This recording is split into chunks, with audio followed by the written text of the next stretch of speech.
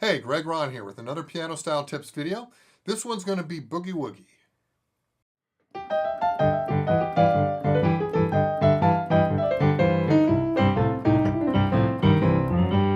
Boogie-Woogie started in the 1930s, became very popular with piano players like Pinetop Perkins, Pete Johnson, Meade Lux Lewis,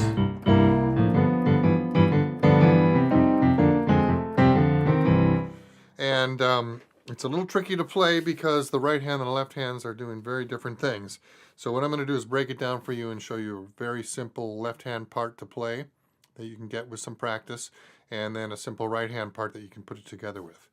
So basically, the left hand is the root and the fifth. We're in the key of C. Root and fifth move into the root and sixth. So C and G, and then C and A.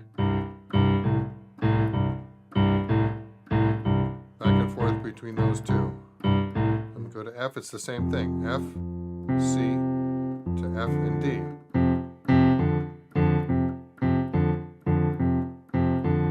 G, same thing.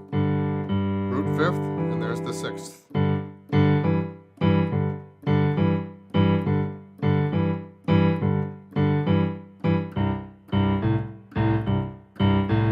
Okay, so that's your left hand. Get that going. And now on the right hand, what we're going to do is we're going to play a very simple chord voicing.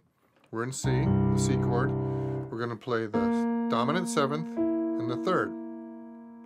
In C, that's B flat and E.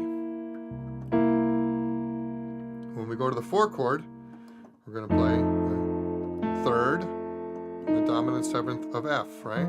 There's the third and there's the dominant seventh, which is E flat. And the nice thing is that transition is only a half step. And then a half step back. So if you put them together and just hold down the chord so you can focus on your left hand. Here comes the four. You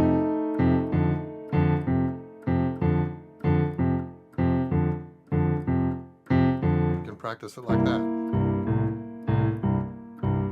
And you can actually start singing a song, writing songs with this.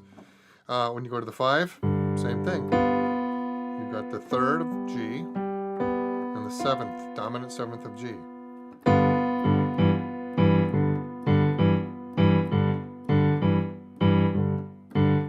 Back to C.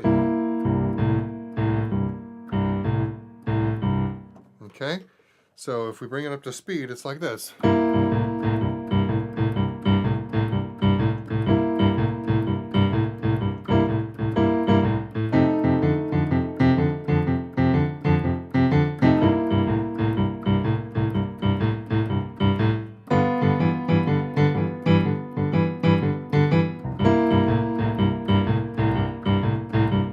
So this is the transition you're going to have to practice, this little jump.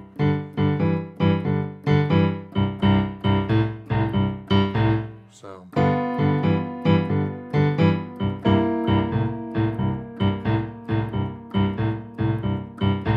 Now, the right hand,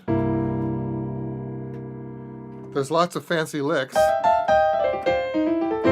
that you want to do, but to start off, you can do this simple lick here. This is basically based on a C triad, but we're going to add a grace note to it. We're going to go. So that's F and A, back to here, but with a grace note. Slowly, it looks like this.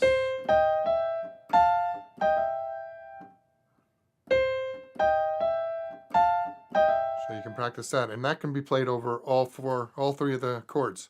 So it works over the C. Now the F.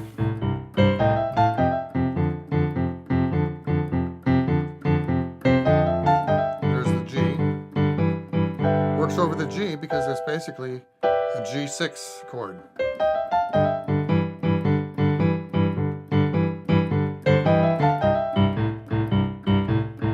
So when you get to the four, there's another way you could do this that would be a little more accurate, and that's if you kept it on the E flat, because that's the dominant seventh of the F chord.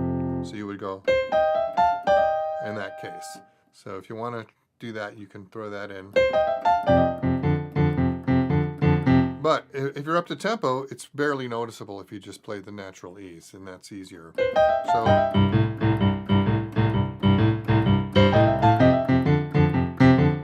and here it is with the E flat.